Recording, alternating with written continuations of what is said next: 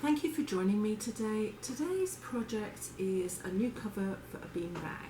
We are going to make it out of this cloth, which is a drop cloth, kind of bundled up because I just washed it and taken it out of the dryer. I think it's linen union actually, it's cotton and linen mixed together. They do tend to shrink up, so I'd hate to do something, make it fit and then for it to be removed later and for it to shrink up when somebody's cleaned it. So let's get on with it. This particular beanbag has 4 sections, so I'm going to pin out the first quarter. The widest point from this seam to here is 24, so if I make sure that I cut 4 widths of 25 inches to start off with, and then I can start piecing it together. Now look across here at the way the fabric is woven, it looks square on. I'm going to measure from just inside here where the fold of the fabric comes over all the way to there, which is 14 inches. So I need to put a pin at the centre mark. I'm going to put that there at 7, like that. Come down here just before it starts going around the side. And again, from the outside of here to the outside of there is 20, so that makes it 10. I'll put another pin there, and working from the bottom around, I'll put another one a little bit further up, outside to outside. That's almost 24. Where's the 24 mark? My next pin needs to go here at the 12, so put that there. Turn this a little bit more, and again take the measurements. It comes to here and it's 22. 22 means that my centre mark is at the 11 mark there. I'll put my pin there like that. So there to there is 16. My halfway mark is here. I'll put one there, and then the next one is actually right here, which is rounded. I'm not going to do it as a round. I'm going to go straight across there to there, which is 7. So half of 7 is 3.5. So I'm going to put one here at 3.5. I was going to put an iron mark across the centre fold, but I decided not to because what happens is the mark doesn't always want to come out. All I'm going to do is I'm going to take that pin out there, put it all the way through the fabric, move it up to here, which is the second mark. Might be a little bit difficult, and again make sure that's in the centre. It's literally on the centre when I put it on there. Move the pin and put it through. So I'm not moving the centre mark of the fabric. Straighten that out. And again, here's the centre mark here, like that. Leave that on, move the pin down and pop it in. Pull out the centre, make sure it is centred there to the next pin, drop the pin down and pin into place. So I've got all of those in place for now. Pop this up here because I'm only going to do one side. I'm going to work from the centre out. Here is the seam. I'm going to fold that back, find where the seam is like that, and put a pin along the outside edge. I'm not actually putting the pin through here. I'm going to put a fine pin in just to hold it there so it can't move. And work my way this way. Again, find where that seam is and put a pin along that seam edge. Work it down, find the next area where that is and put another pin in. Basically, I'm tracing where the seam is so that I can make a pattern from it. Smooth everything out again. Find the edge of the seam there, put that in, and again in here. Before I move anything, I'm going to put another fine pin in here just to hold it, and I can recheck that one, and then into here where the base is. With this one, I'm going to come down here, make sure that follows here. There's the seam for that. It's right on the edge there. That's okay because I think I'm taking this in slightly. I'll put a fine pin in to hold it just to make sure it doesn't move. Find that seam there, put my pin along here and then on round. It's a little bit deceptive because the base fabric is quite stretchy, so it gave the illusion that it's round. Then here is where it starts going up, so I'll pop that on there and there. That doesn't look quite right. If I push that down there, it isn't because that comes a little bit further out. I was thinking it looked a bit odd. I think this one here might be out slightly as well. You just got to be careful. Take your time. I think it's just the angle that I went in is wrong. So that's the bottom shape. Now I'll do the top. It comes into the top and I've hopefully got the shaping for the circle that goes in. Now I'm going to pull all of these pins out along here that I don't need. This is the shaping that I want. Fold it the other way along the same line like that. Even it up, straighten that out. I'm not going to bother with the base because I know that it's a flat edge. I'm going to give this about 1/2 inch seam allowance like this all the way up to the top. Cut it as evenly as I can. I'm going to come into the top here like this and then around. I'm going to use this as my pattern and cut the other 3 sides. I'm going to start at the top, I think. I'm going to put a generous 1/2 inch seam allowance on. I'm going to go forward and back to start off with. Then keeping these 2 pieces even with the raw sides running together, I am just going to sew all the way to the bottom.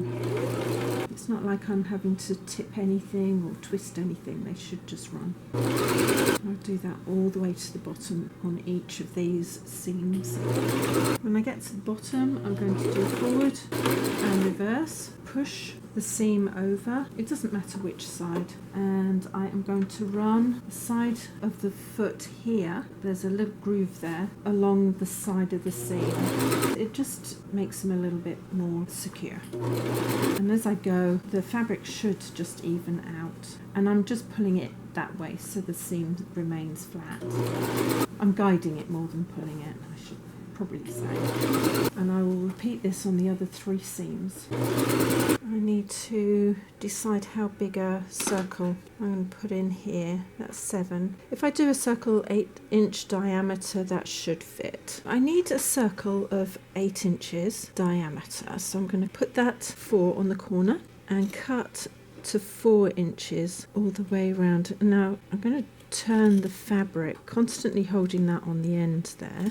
Come back and cut the other side. If it's super thick fabric, then I often do just 1 layer at a time. But if it's thinner, I usually do 2. I prefer not to do all 4 at the same time. I'm going to mark each corner like that. And then I'm going to fold that over like that and do the same on these corners as well. The next thing I'm going to do, pin each one of these cutouts on to the seam, not where I've overstitched it, onto the seam like this all the way around, because I need it to go in evenly. Looking at this, I think I might have to take a little bit off because it's wrinkling too much. I think it's probably only 1/8 of an inch too big. I suppose actually if I put a generous 1/2 inch seam allowance on, it will take it up. I think that will work. Pop this under here.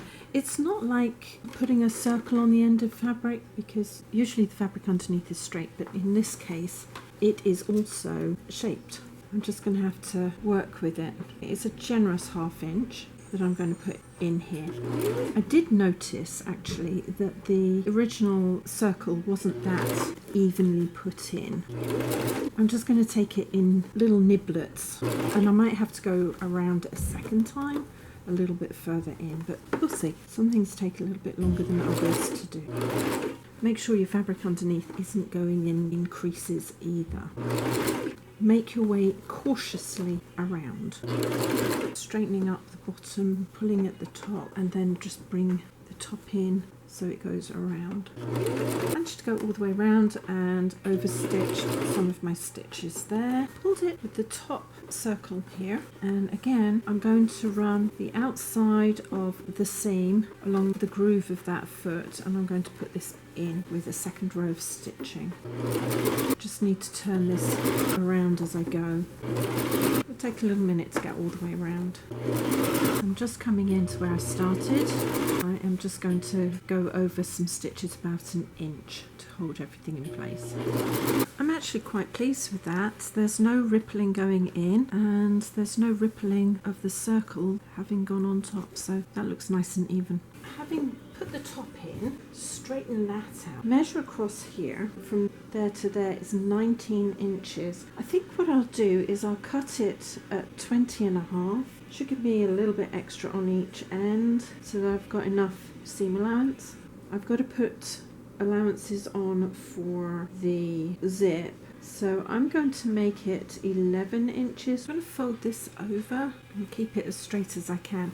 There's a couple of areas where it's a little bit narrower, but I think we'll be okay. Put this down and sew this along. I'll go all the way across. So I've opened this up and put my zip on. Make sure that the little toggle thing is facing down and slide both sides in, and hopefully, there's no guarantee. Sometimes it takes me a couple of times to get these in, but just push it down. If you're not sure, if one side or the other is really bulged out, then you don't have it even at the top, but that looks pretty even there. So I'm pleased with that. I've just measured across from here to the other side, and it's about 20.5 that way. It's a little bit longer that way. I can cut it to 20.5. Then I will reset where the centers are, because I really need it to be squared. Here's my 20.5, which I'll cut straight across. I'm taking this to more or less the center of the zip there, and to my new center, which I've marked with the pin, and I'm just going to draw a line across, and the same again, and the same on this side. Then I'm just going to cut along those lines, so I've got my square cut out. I'm hoping that's big enough for the blooming thing to go in. It is a little bit longer than the original one, so hopefully, and if not, I'll just have to do this again and make it larger, but I think I've got it. Opening that up, and the more I look at it, the where I want to sew to on each end, I've ended up putting this back quite a bit, and it looks like I have to take off an inch across all of the bottom, which is fine. It means that the opening is more accessible, because I have a feeling that the thing isn't going to fit in, and that seems to go over far enough on each side, and it will still give me my 1/2 inch seam allowance. So basically I'm going to cut an inch back on all 4 sides, and then it will come in better. Some of these things sometimes take a little bit longer to work out than you want them to, but that's fine. Take that up there and then cut my inch out as I go, like this. I'd much rather have the aperture of the base wider than smaller. I'll take that into that corner. Just pop this underneath. The raw edges are together on the 1/2 inch mark, and I'm just going to sew forward like this along that first edge that I've cut back. I ended up cutting it to 1 1/8. I have to be careful not to pull this, because that is on the diagonal and the other is on the straight, so it should go in quite nicely, I'm hoping, until I get to this corner, and then we'll work out whether I'm on the ball or not. I think I am. Took a little bit of working out, and then I get to that position. I'm going to reverse. I want it to be steady.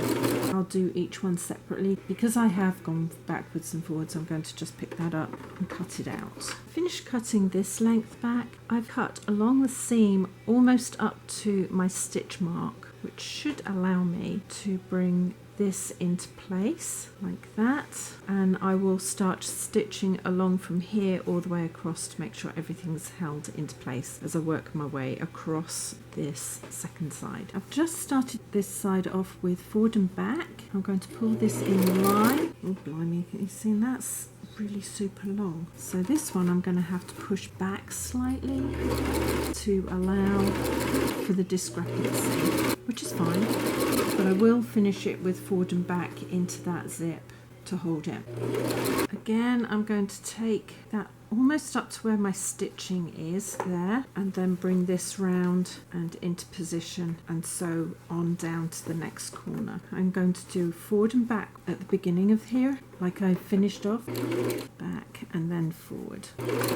And I'll take that to the next corner and do it exactly the same way. Just make sure that I've got the overlap here to the right place. Along the zip here, I'm going to pull the back across like that, and I'm going to put that over there. I'm literally going to go backwards and forwards across here, and it's to stop the zip opening. I might have to go forward, turn the fabric round and go forward again rather than reverse, because this might not want to work the way I want it to. I'm going to be prepared for a calamity. Oh no, I managed to do it without breaking the needle. That's good. And I'm going to do exactly the same on the other side. You don't want the zip coming undone, and you certainly don't want the zip falling off the end. Pull all of that out so it's nice and flat and put this over. It's not right on the end of where the zip comes in, but it's close enough that it will hold that corner. Okay, so that's that part done. I've opened the zip up and I'm going to pop this under here. The seam is going back towards the bag rather than the base, and I'm going to just sew round all four sides because I want this to be as strong as possible. Come into the corner here, push everything back. There's a little bit of a crease there, it's underneath. If I wriggle it, there's not much of a crease, it'll be perfect. Take it as close as I can to there and then turn it around and carry on down, because I want to make sure if there are any gaps that everything is secured. So I'm coming down the second side and into where the zip is, and I just have to make sure that everything is kind of in place. It's a little bit bulky here, so I might end up coming out a little ways. The trick is to hold everything at the right angle because you're sewing everything into place. So I'm going to hold all of that at the right angle as I go over this. Needle down, foot up, really lift that foot up. Pull everything back round. I'm going to reverse there and then on round the next two sides. Now the sides where it's already sewn in and there's no opening, I'll just go into the corner there, needle down, foot up, just like I did on the others, and pull it on round. Pull that forward so it's not so bulky. Push everything into position as I get there. This means if there's any weakness in my stitching at the beginning and end of the seams at the base, it should hold everything into position. So now I've got to come down here, that's where I started, foot down and then forward. I'm going to just go over my stitching by about an inch and I'm done. Now I've got to fight the bag inside here. I do have a longer zip than the original bag, so hopefully it'll fit in nicely. So this is what the end of those zips looks like. Everything went in quite nicely. All I've got to do is trim back any of the loose ends so it doesn't get caught up. Thank you for joining me with this project. It wasn't a particularly long project, it's quite simple to do. The only problem was I think it took me about 20 minutes to get the original cover and filler into the new one. So I think I'll have to take in a leave later on today because I kind of ache from that. Apart from that, I think also for this one, if I had extended the zip another 2 inches, so it was 21 inches instead of 19, it would have gone in through the opening a lot better. Apart from that, I'm really pleased with this, and I'm sure that my friend and her children will be pleased too. If you want to see more from me, please subscribe, hit the bell button, and a few thumbs up would be brilliant. And in the meantime, take care. See you later. Ciao.